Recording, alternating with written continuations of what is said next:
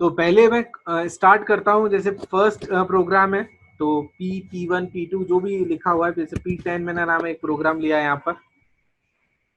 तो कैसे word extract करते हैं, क्वेश्चन लिख देता हूँ मैं इधर। Write a program to input sentence and print each word in different line. Write a program to input any sentence and print each word in different, यानी हर एक वर्ड को मुझे क्या करना है, डिफरेंट डिफरेंट लाइन में क्या करना है, प्रिंट करना है। जैसे एक वर्ड लिखा हुआ है, फॉर एग्जाम्पल मैंने एग्जाम्पल लिखा हुआ है इधर,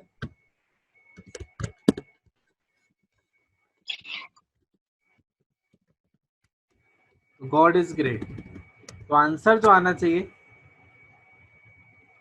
तो जो आंसर आना चाहिए वो आना चाहिए, फर्स्ट लाइन में आना चाहिए गॉड, सेकेंड लाइन में आना चाहिए इज, और थर्ड लाइन में आना चाहिए कितना, ग्रेट।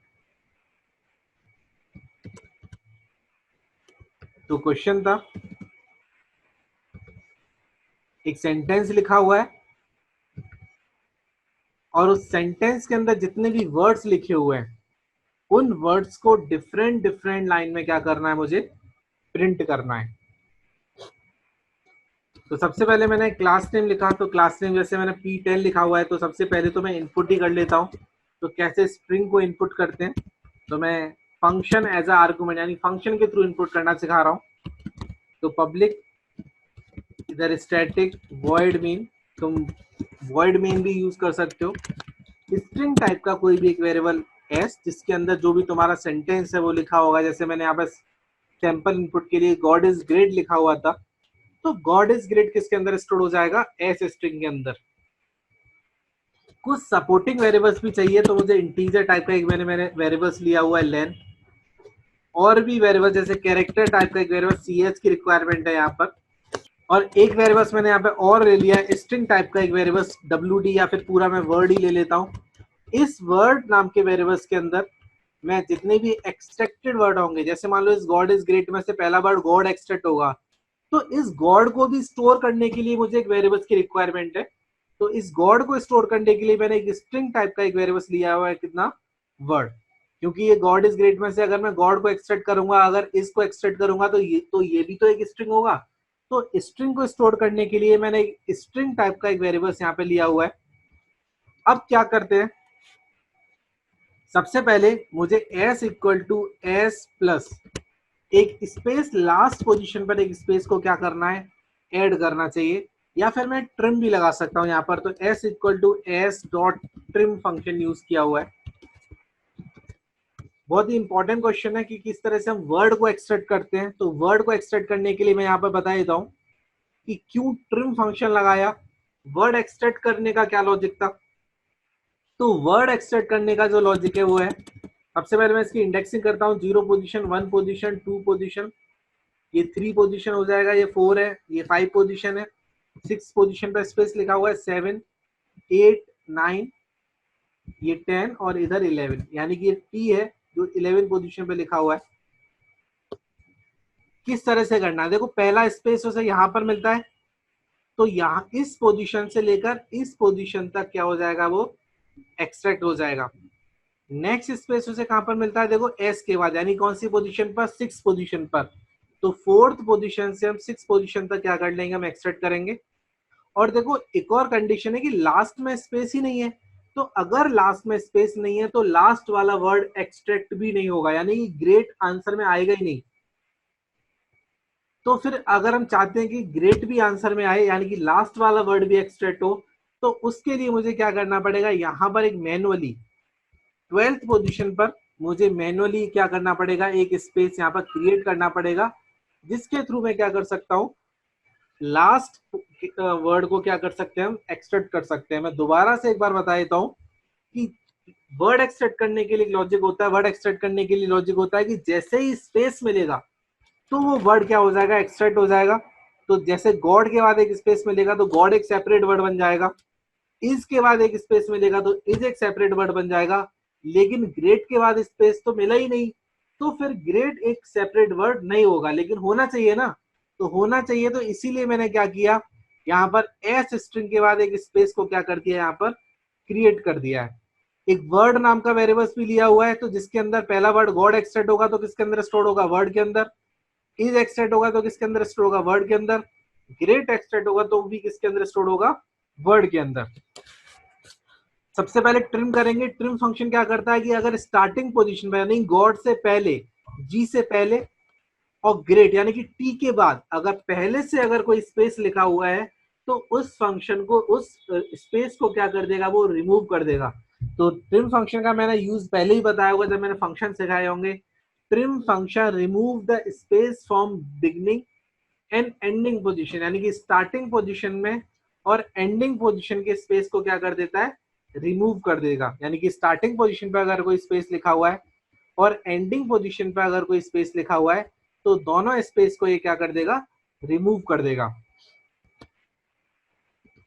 तो मुझे फॉर लूप यानी कि एक एक कैरेक्टर को पहले एक्सट्रैक्ट करना चाहिए और चेक करना चाहिए अगर वो किसके इक्वल है, स्पेस के इक्वल है। तो मैंने फॉर लूप स्टार्ट किया इंटीजर टाइप का, आई इक्वल टू कौन सी पोजीशन से, 0 पोजीशन से लेकर आई इज लेस देन कौन सी पोजीशन तक, उसकी लेन पोजीशन तक। तो पहले लेन मैं कैलकुलेट कर लेता हूं, जो किया नहीं था।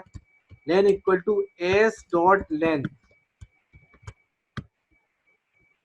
1 1 का यहाँ पर हम इंक्रीमेंट करेंगे, आई प्लस प्लस हो जाएगा। तो एक एक कैरेक्टर को सबसे पहले मुझे एक्सट्रैक्ट करना है, क्योंकि मुझे चेक करना है कि अगर वो किसके इक्वल है कैरेक्टर, स्पेस के अगर इक्वल है। तो C H equal to S dot charAt I use करना है इधर, और चेक करना है कि अगर सी एच की वैल्यू, सी एच की वैल्यू अगर स्पेस के इक्वल नहीं है, नॉट इक्वल टू स्पेस, यानी अगर स्पेस के इक्वल नहीं है। अगर नहीं है तो क्या करना है, वर्ड नाम का जो वेरिएबल्स लिखा हुआ था उस वर्ड नाम के वेरिएबल्स में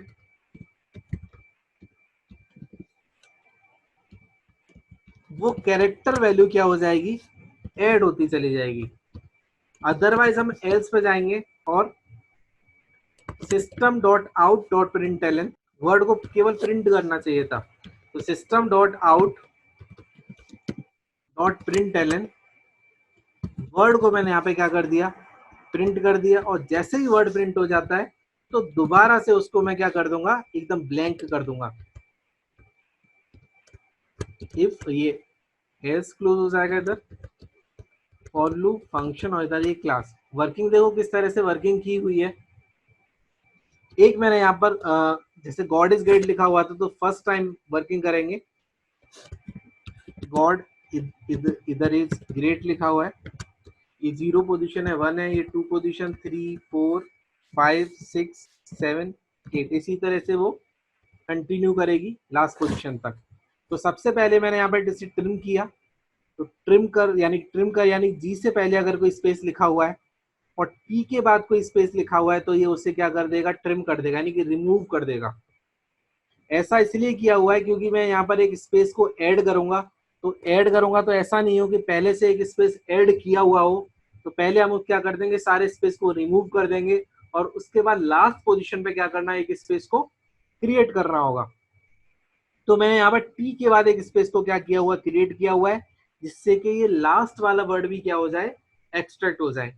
तब मैं उसकी लेंथ कैलकुलेट करूंगा, तो एस डॉट लेंथ, तो इसकी जो लेंथ होगी ना वो कितनी हो जाएगी, 1 2 3 4 5 6 7 8 9 10 11 12। तो इसकी जो लेंथ हो जाएगी वो कितनी हो जाएगी, 12। और एक स्पेस यहाँ पर हमें ऐड करूंगा तो इसकी लेंथ कितनी हो जाएगी, अब 13, एक स्पेस ऐड करने के बाद। तो सबसे पहले मैंने किया आई इक्वल टू कितना, 0, 0 is less then length, condition क्या है, ट्रू। तो 0 पोजीशन पर कौन सा कैरेक्टर लिखा हुआ है, तो देखो 0 पोजीशन में कौन सा कैरेक्टर लिखा हुआ है, जी। तो सी एच वेरिएबल्स के अंदर कितना स्टोर हो जाएगा, जी। तो क्या वो C H is not equal to space है, कंडीशन क्या है, ट्रू, क्योंकि वो स्पेस के इक्वल नहीं है, जी स्पेस के इक्वल नहीं है ना, तो कंडीशन क्या होती है, ट्रू। तो जैसे ही कंडीशन ट्रू होती है तो वर्ड प्लस सी एच, यानी कि सी एच में वर्ड में कितना स्टोर हो जाएगा, सी एच, यानी कितना स्टोर हो जाएगा, जी।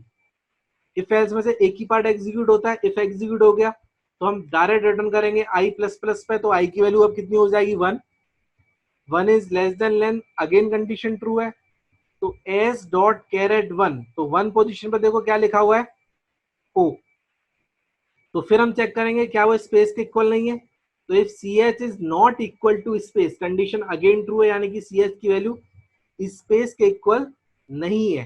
तो जैसी कंडीशन ये ट्रू होती है तो word plus C H, word में पहले जी लिखा हुआ था और सी एच की वैल्यू ओ है, तो अब इसमें ओ भी ऐड हो जाएगा।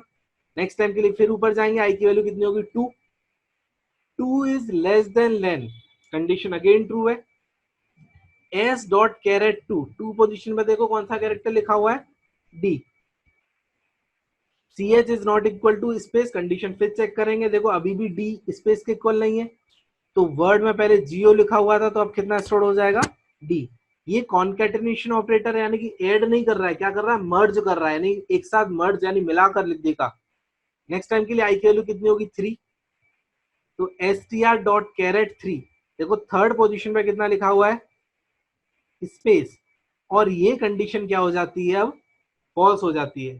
तो जैसे ये कंडीशन फॉल्स हो जाती है तो एल्स में आएंगे, प्रिंट करेंगे एसओपीएलएन वर्ड की वैल्यू, तो अगर मैं यहाँ पे वर्ड की वैल्यू को प्रिंट करूंगा तो देखो वर्ड में कितना लिखा हुआ था गॉड, और वर्ड दोबारा से अब कितना हो जाएगा ब्लैंक, यानी कि ये गॉड यहाँ से हट जाएगा।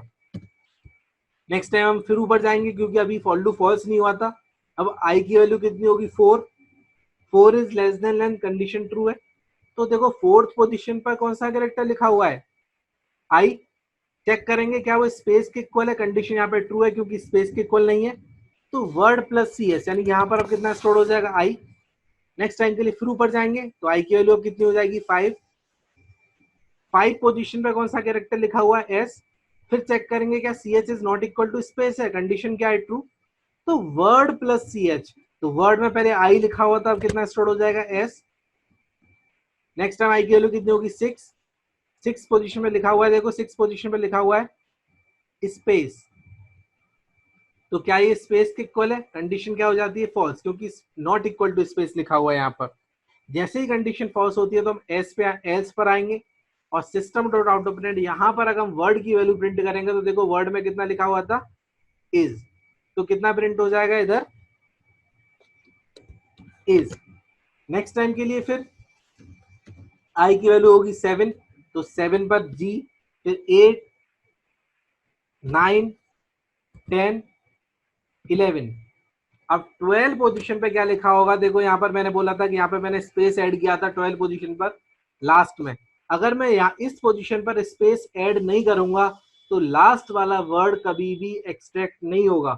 तो जब मैं 12 पोजीशन पर यहाँ पे जाऊंगा आई की वैल्यू 12 होगी, तो 12 पोजीशन पर लिखा होगा स्पेस और कंडीशन क्या होगी फॉल्स, तो जैसे ही कंडीशन फॉल्स होगी तो हम एल्स पर आएंगे और वर्ड की वैल्यू को प्रिंट करेंगे, और वर्ड में लिखा हुआ है कितना ग्रेट। नेक्स्ट टाइम के लिए आई की वैल्यू कितनी होगी 13 और कंडीशन क्या हो जाएगी ये फॉल्स, जैसी कंडीशन फॉल्स हो जाएगी तो ये पूरा एज इट इज क्या हो जाएगा इधर प्रिंट हो जाएगा। तो ये क्वेश्चन था वर्ड एक्सट्रैक्ट करने के लिए, जिन्होंने लास्ट